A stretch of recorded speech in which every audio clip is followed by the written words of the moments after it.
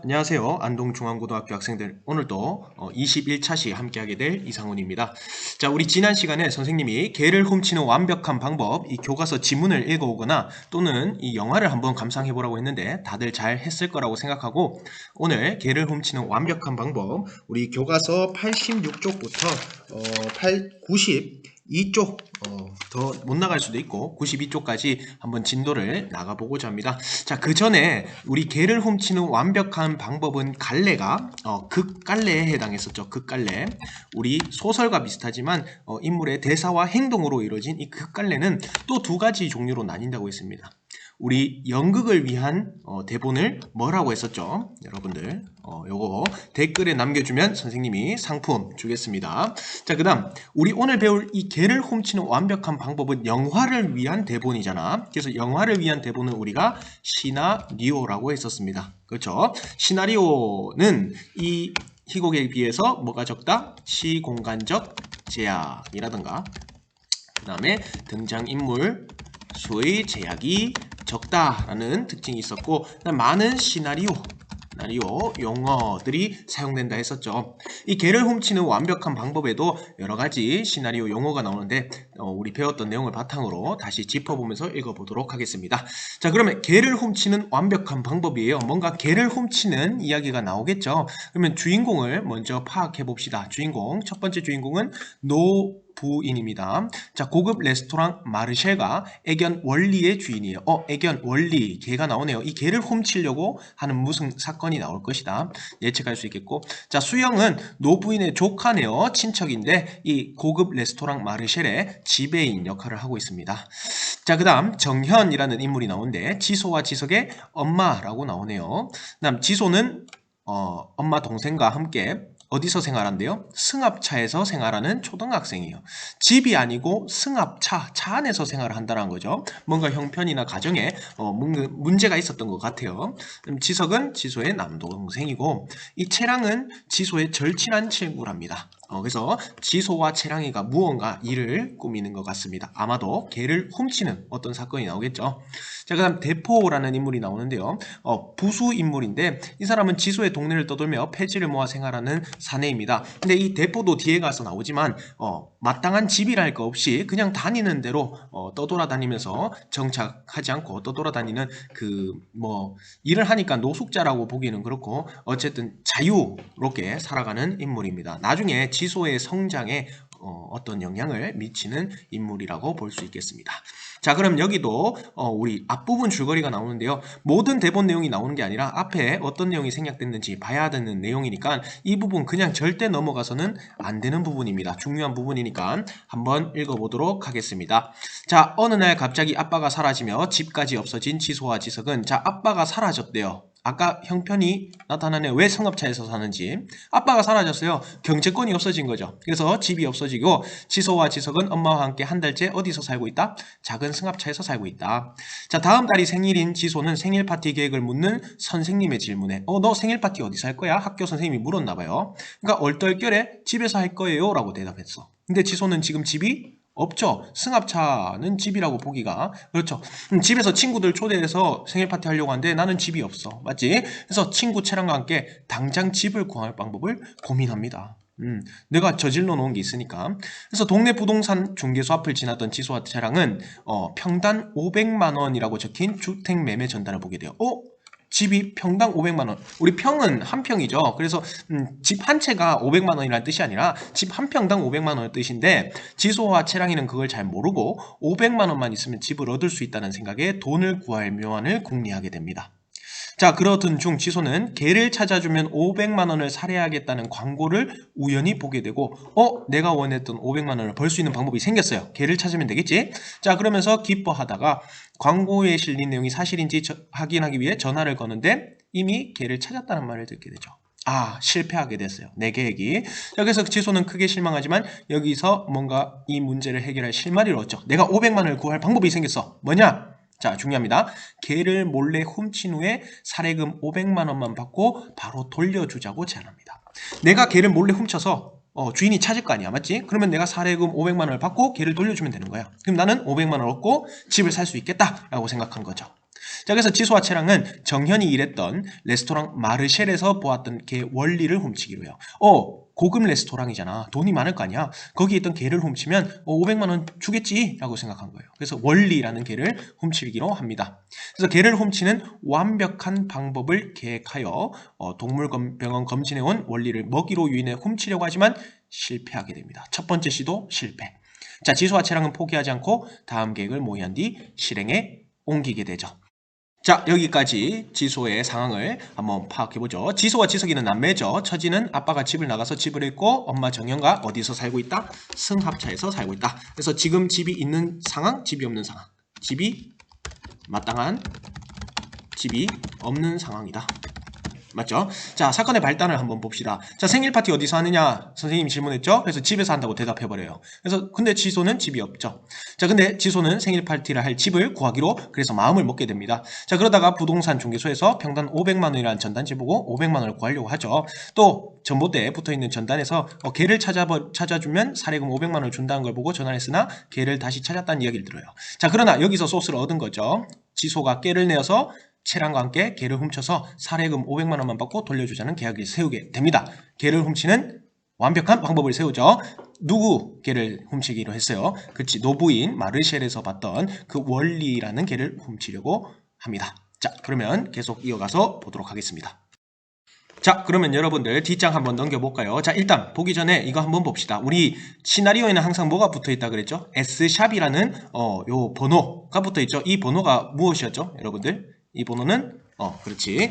장면 번호라고 했었어요. 장면 번호. 이 장면 번호가 바로 그 영화의 순서가 되겠죠. 그래서 S샵 1부터 여기 S샵 100까지 뭐 이렇게 쭉 순서대로 나오는데 쌤이 지난 시간에 말했어요. 이 장면 번호는 무조건 시간 순서대로 흐르는 것은 아니다. 왜?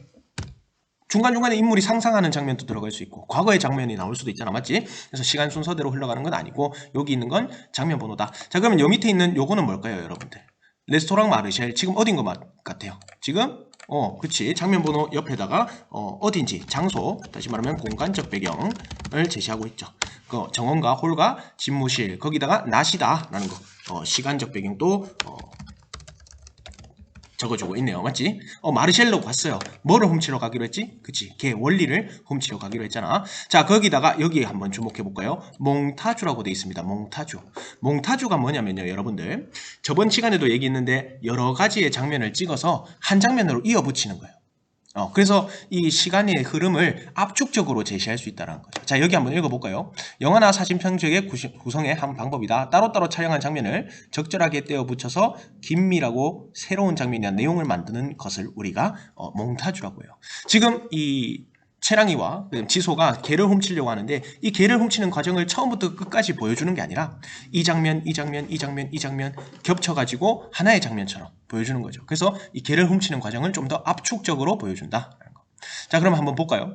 자, 정원에서 이 지소와 채랑은 창문을 통해 홀 내부를 살핍니다. 그때 마르쉘로 들어가는 한 부부를 따라서 자기들도 몰래 이 마르쉘에 침투합니다. 맞죠? 자, 그래서 준비해온 강아지 장난감을 홀 가운데로 던집니다. 이 강아지 장난감 때문에 사람들이 여기에 관심이 다 쏠리거든요. 그때 원리를 빼내려고 한 거죠.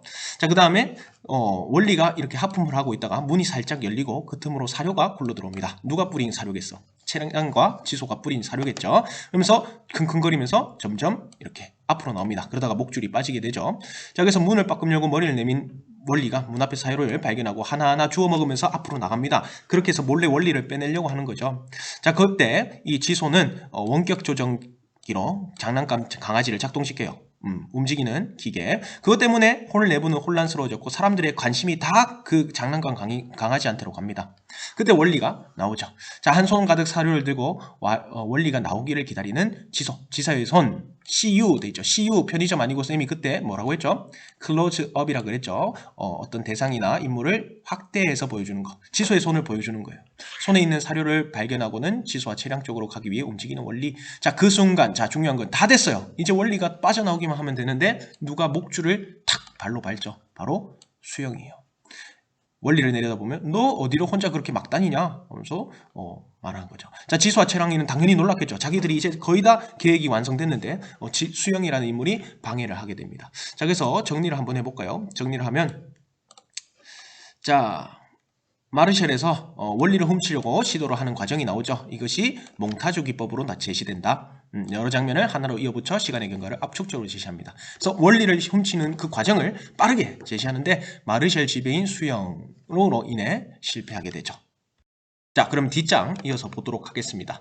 자, 어느새 마르쉘 밖으로 나온 지소와 채랑 모퉁이에서 고개를 내밀고 보는데 수영이 원리를 안고 골목으로 나와 주위를 살피고 있다. 자, 망했어. 오늘 점심시간에 병원 가나봐 하는데, 자, 갑자기 차 한 대가 와서 차창을 내리자 박이사가 보여요. 이 박이사가 누구냐면요, 이 수영한테 얘기를 하는 거예요. 야, 내가 너 부인 유언장을 봤는데 이 마르쉘 니한테 물려준 게 아니라 걔 원리한테 물려준대 라는 유언장을 제시합니다. 하지만 그 유언장은 사실 가짜예요. 가짜 유언장, 박이사가 만들어낸. 그래서 이 원리를 없애게 하면서 동시에 이 도장, 인감 도장을 받아내려고 합니다. 그래서 몰래 박이사가 이 마르쉘을 차지하려고 하는 계획이었죠. 어쨌든 이 박이사가 수영을 깨워서 원리를 받아냅니다. 그러면서 차 트렁크에 넣었죠. 이걸 누가 구경하고 있어요? 지소와 채랑이가 구경하고 있는 거죠. 왜? 잠깐만, 이상하잖아. 트렁크에 걔를 왜 넣어? 그러면서 박이사가 손을 내면서 뭐를 찾아요? 도장은? 이렇게 말하죠. 그래서 이 도장을 얻기 위해서 계획적으로 가짜 유언장을 통해서 수영이 원리를 버리게 만든 거죠. 자, 수영은 깜빡 한들 다시 마르쉘로 들어가서요. 박이사가 이 주변을 살피면서 마르쉘 안으로 따라 들어갑니다. 도장을 받기 위해서. 그때 지소와 채랑의 눈이 반짝이면서 둘은 뭐를 하게 됩니까? 트렁크에 있는 원리를 훔쳐내게 됩니다. 자, 그러면 다음 장면 우리 S샵 63장면 볼까요?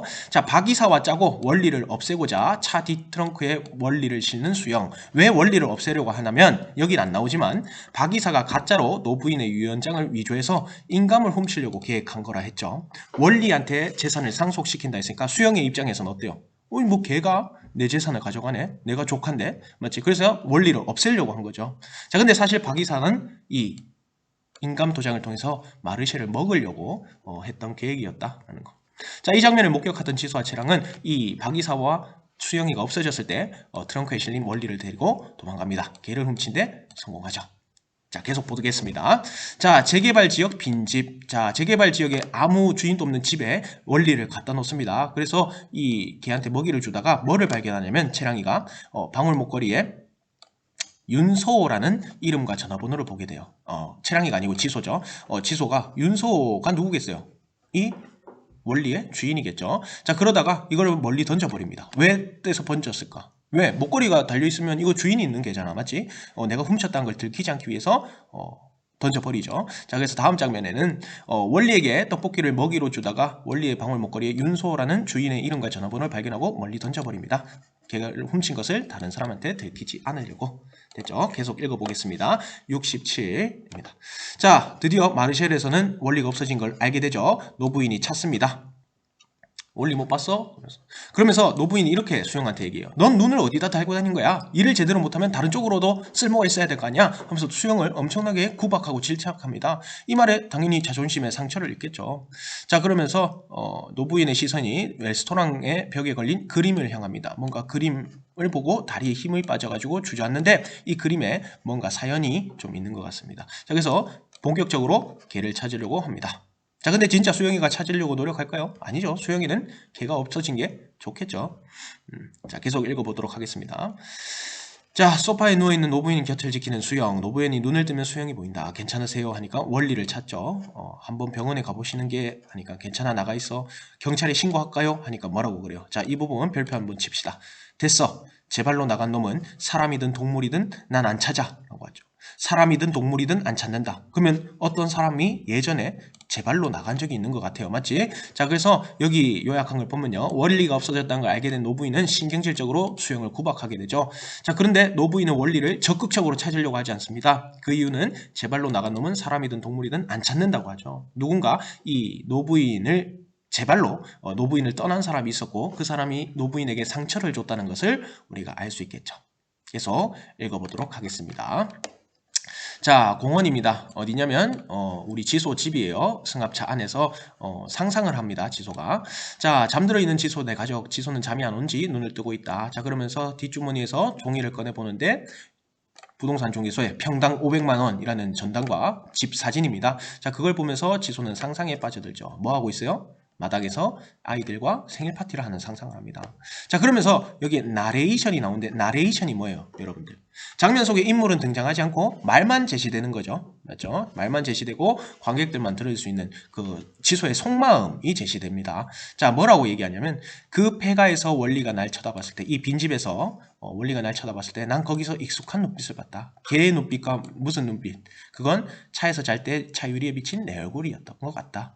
자, 그러면 원리를 보고 자신의 처지를 떠올렸다는 거예요. 둘의 공통점은 뭐예요? 원리도 집을 잃었고 지소도 집을 잃었다는 거. 맞지? 자, 그래서 둘 다 집을 잃은 처지라는 공통점을 보고 원리를 뭔가 안타깝게 생각하는 것 같지만 뭐라 그래요? 하지만 그건 지금 중요하지 않다. 뭐가 더 중요해요? 사례금 500만 원을 구하고 그 돈으로 집을 구해서 나는 행복한 표정으로 생일에 친구를 초대해서 파티를 할 것이다. 지금은 이 지소한테는 집과 그 다음에 생일 파티가 더 중요한 거예요. 그래서 사진 속에 집에서 이 파티를 하고 있는 장면을 상상합니다. 자, 그래서 보면은 자, 공홈 3에서는요, 이 지소가 상상을 하고 있는데 부동산에 붙어 있었던 그 전단지를 보면서 자신이 마련한 집에서 생일 파티하는 자신의 모습을 상상하죠. 자, 그러면서 동시에 지소의 나레이션, 속마음이 나옵니다. 마음속의 말. 원리의 눈빛에서 자신의 처지를 발견했으나 이를 신경 쓰지 않고 집을 구할 생각을 하게 되죠. 아직까지 자신이 훔쳤다는 것에 대해서 아직 자책감을 느끼지 못하고 있는 모습입니다. 자, 계속 읽어보겠습니다. 재개발 지역에 빈집 누가 있는 곳이에요? 원리가 있는 곳이죠. 자, 놀란 표정의 지소가 뒷집 뒷마당을 서 있습니다. 원리만 있는 줄 알았는데 누가 등장해요? 대포. 아까 누구라 했죠? 그치, 마땅한 집이 없이 떠돌아다니면서 폐지를 주어서 생활하는 이 노숙자는 아니지만 어쨌든 그런 떠돌이 생활하는 자유인이라고 했었죠. 이 대포가 요구르트를 마시고 있네요. 그게 우리 개예요 라고 말을 했죠. 왜 우리 개예요 라고 용기를 내어서 말했을까? 맞지? 자기의 개가 아니니까 이 대포한테 들키면 안 되는 거예요. 훔쳤다는 걸. 그래서 뭔가 우리 개예요 이렇게 망설이면서 얘기를 하는 거죠. 자, 소세지를 던져주면서 그게 우리 개라고요 라고 소리를 치죠. 왜? 혹시나 대포가 내가 훔친 걸 알게 될까 봐. 자, 그래, 알았어. 너희는 개를 왜 이런 데 버리고 그래? 라고 얘기를 하는 거죠. 그러니까 잠시 보관하는 거예요. 왜 이런 데 보관해? 그러니까 집주인이 개를 못 키우게 해요. 이사 갈 때까지만 둘 거예요. 라고 변명하는 거죠. 이건 진짜가 아니고 내가 개가 훔친 거 아니다. 라는 걸 보여주기 위한 변명입니다. 자, 그러면서 대포가 의미심장한 말을 합니다. 집주인이 되면 개가 싫어지는 걸까? 개를 싫어하면 집주인이 되는 걸까? 라고 얘기를 하죠. 자, 그러면서 이 대포가 미안합니다. 자, 아저씨 여기서 잤어요. 여기서 자면 안 돼요. 라고 하니까 그래 봤어. 나 안에서 자고 안 자고 여기서 잤어. 여기 와서 또 잘 거예요. 그러니까 대포가 뭐라 그래요? 난 매일매일 마음 내키는 데서 자니까 왜? 아저씨는 집도 없어야 하니까 내 발길 닿는 이 모든 세상이 다 내 집이지 라고 얘기를 합니다. 자, 여기서 알 수 있는 것은 이 지소와 대포의 집에 대한 생각이 틀리다는 거예요. 이 지소는 일단 집이 없는 자신의 처지가 부끄럽게 여기는 거죠. 그런데 이 대포라는 아저씨는 어떻게 생각해요? 집이 없이 자유롭게 떠돌아 다니는 자신의 삶에 만족하고 우리가 이런 걸 뭐라 그러냐면 낙관적으로 생각하고 있다는 거예요. 낙관적, 비관적이 아니라 그냥 긍정적으로 생각하는 인물이죠. 그래서 이 대포는 지소에게 어떠한 성장을 이끌어내는 역할을 하는 사람입니다. 자, 계속 읽어보도록 하겠습니다. 자, 마르쉘에서 반응이 와야 되죠. 전단지가 실려야 되는데 전단지가 없는 거예요. 전단지가 붙어있는데 그거는 고양이를 찾아달라는 내용이죠. 그래서 뭐 개를 새로 샀는가 봐. 그럴 리가 없어. 다른 개를 훔쳐야 되나? 자, 그래서 지소가 마르쉘에 한번 가보기로 합니다. 가서 왜 개를 안 찾는지 이유를 알고자 하죠. 자, 여기까지 한번 볼까요? 자, 뭐 원리를 찾는다는 전단은 없고 직접 마르쉘에 가보려고 하는 지소와 칠랑의 모습이 나타납니다. 자, 그래서 마르쉘로 찾아갑니다. 자, 노부인 책상 앞에 지소가 서 있고 그 앞에는 수영은 초조한 표정으로 지소를 노려보고 있어요. 왜? 지소가 왔는데 뭐라고 하면서 왔냐면 내가 원리를 봤다 라고 얘기를 하기 위해서 온 거예요. 그럼 수영은 어때? 마치 원리를 없애는 게 자신의 목적이죠. 자기가 상속받으려고. 근데 원리를 찾았다고 하니까 뭔가 초조하고 또 지소 얘 때문에, 이 꼬맹이 때문에 걔를 찾았구나 해서 노려보고 있는 거죠. 자, 계속 읽어봅시다. 자, 원리를 어디서 봤니? 그러니까 학교 앞에서 봤어요. 원리가 맞아? 하니까 확실해요. 라고 하죠. 자, 잃어버리신 게 맞죠? 하니까 노부인이 이렇게 말해요. 걔 잃어버린 거 아니다. 원리는 집을 나간 거야. 아까도 얘기했죠. 지발로 나간 놈은 찾지 않는다. 원리가 스스로 집을 나갔다고 생각하는 거죠. 그러니까 아니요, 길을 잃어버린 걸 수도 있어요. 지소가 이렇게 변명을 합니다. 아니다, 내가 훔쳤는데 사실은 맞지? 길을 잃어버린 거다. 얼른 찾아라. 전단을 내라. 이 마음이겠죠. 그러니까 노부인이 아니야, 제 발로 집을 나간 거야, 모두 때가 되면 다 떠나는 거야, 마치 뭔가 상실한 듯이. 그렇지 않아요 라고 하지. 그렇지 않아요, 당당하게 얘기를 합니다. 너 그거 어떻게 아니? 하니까 우리 아빠도 길을 잃어버렸어요. 자, 아까 처음에 발단 부분에 나왔었는데요, 지소의 아빠가 없다 그랬죠. 그래서 승합차에 살게 됐는데 아빠가 집을 나간 게 아니라 뭐라고 얘기를 해요? 길을 잃어버렸다고 얘기를 하죠. 아빠가 집을 나간 게 아니라 길을 잃어버려서 집을 못 찾고 있는 것 같아요. 이 말이 무슨 말이에요? 아빠는 언젠가 집에 돌아올 거예요, 길을 찾으면. 그렇지? 그러니까 아빠에 대한 뭐가 느껴져요? 사랑과 그리움이 느껴지는 거죠. 아빠가 집을 나갔다고 해서 원망하고 분노하는 게 아니라 아빠를 기다리고 있다는 거예요, 지소는. 자, 그러니까 원리도 돌아올 거다 하니까, 네 생각엔 정말 그럴 것 같니? 하니까 네. 그러면 어떻게 해야 되는데? 하니까, 자, 이제 본격 지소의 목적을 얘기하죠. 기어 들어가는 목소리로. 왜? 자기가 훔쳐가지고 자기가 계획한 거니까, 맞지? 전단이라도 붙이고 라고 얘기를 하죠. 전단? 그러니까 개를 찾는다는 전단 붙이세요. 거기에 사례금도 거세요. 자기의 목적을 이루기 위해서, 맞지? 그러니까 사례금 얼마면 되겠니? 하니까 500만 원이요 라고 하죠. 꼬마애가, 맞지? 그러니까 너무 큰 금액이잖아. 그러니까 깜빡 노부인이 속을 뻔했는데 뭔가 얘가 왜 이러지? 라고 하는 생각이 들겠죠. 그래서 아차 싶은 지소의 표정, 그런 표정을 바라보는 노부인. 수영도 당황당하듯이 지소를 쳐다봅니다. 뭔가 노부인이 의심할 만해요, 맞지? 자, 그런데 꼬마가 하라는 대로 해줘 라고 합니다. 그래서 뭐해? 빨리 해줘 라고 얘기를 합니다. 자, 그럼 여기까지 정리하고 우리 마치도록 하겠습니다. 자, 우리 75번 장면에서는요, 지소가 직접 마르셀에 찾아와서 자기가 원리를 봤다고 하면서 이 노부인에게 원리를 찾을 것을 권유하죠. 자, 눈빛이 수영이가 이 쳐다보는 눈빛이 초조했죠. 이유는 여러분들 댓글로 남겨주세요. 자, 처음에 노부인은 원리가 스스로 집을 나갔다고 생각하고 찾지 않으려고 했죠. 그런데 지소가 설득을 합니다. 길을 잃어버린 것이다. 자신의 아빠에 대해서 얘기합니다. 우리 아빠도 길을 잃어버려서 아직 못 오고 있는 거다. 언젠간 올 것이다. 얘기를 하죠. 자, 그래서 여기서 아빠에 대한 사랑과 그리움이 느껴지고, 자, 이렇게 설득당한 노부인에게 지소는 원리를 찾는 전단과 사례금을 제시하라고 얘기를 해요. 전단을 붙이고. 자, 그렇게 지소는 의심스럽게 생각하지만 지소가 원하는 대로 노부인은 전단지를 붙이고 사례금을 제시하게 됩니다. 자, 앞으로 사건이 어떻게 이어나갈지 다음 시간에 같이 보도록 하겠습니다. 여기까지입니다.